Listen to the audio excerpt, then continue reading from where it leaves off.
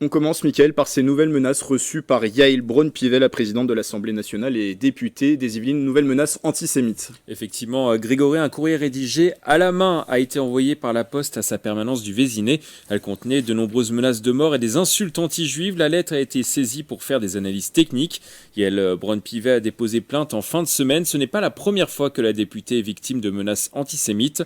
Descendante de juifs polonais et allemands, elle déplorait ce lundi sur le plateau de BFM TV une situation récurrente. Au chapitre économique, c'est la fin des boxy dans les Yvelines, des épiceries autonomes ouvertes 24 heures sur 24 et 7 jours sur 7. Pour le grand désespoir de ses clients, terminés les snacks, boissons et produits frais disponibles tous les jours et à toute heure, Boxy ferme définitivement ses micro-magasins. Il y en avait 6 dans les Yvelines, à Issou, Gargenville, Rambouillet, Oppec et Auchenay. La raison, la start-up souhaite désormais s'adresser aux professionnels dans des salles de sport, des bureaux ou encore des hôtels. Un coup dur pour les quartiers où les supérettes sont rares. Une annonce à présent, une annonce de poids pour le football local. Le club yvelinois du FC Versailles vient de communiquer à l'arrivée d'un nouveau sponsor. Le logo Combini sera désormais affiché sur les maillots des joueurs des équipes. Une association entre le premier média pop culture digital des 18-35 ans et le premier club français professionnel dédié aux 15-25 ans. Pour marquer ce partenariat, Combini prépare actuellement une mini-série en immersion sur la vie du club. Une belle visibilité pour l'FC Versailles,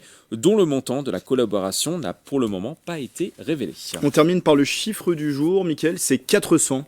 400 lettres ont été échangées durant la Première Guerre mondiale entre deux frères soldats originaires de Mantes-la-Jolie, Auguste et Gaston Choquet. Dans ces lettres émouvantes, les frères évoquaient leur désir de se retrouver. Désormais, elles sont entre les mains du collectionneur Fabrice Mariel qui lance aujourd'hui un avis de recherche des descendants Choquet selon 7-8 Actu. Si vous avez des informations concernant la famille Choquet, vous pouvez écrire aux adresses e-mail qui apparaissent en bas de l'écran. Merci Mickaël. Dans un instant avec vous également, l'actualité sportive dans les Yvelines, on y parle de quoi ? On parlera de plein de choses, on parlera notamment de la Pissiacaise, c'est une course qui s'est déroulée ce week-end à Poissy, on parlera également de la Fédérale 2 où Plaisir est toujours leader de sa poule, on parlera également de la défaite des Templiers d'Elancourt en 2e division. Restez avec nous, c'est tout à l'heure dans le 7-8.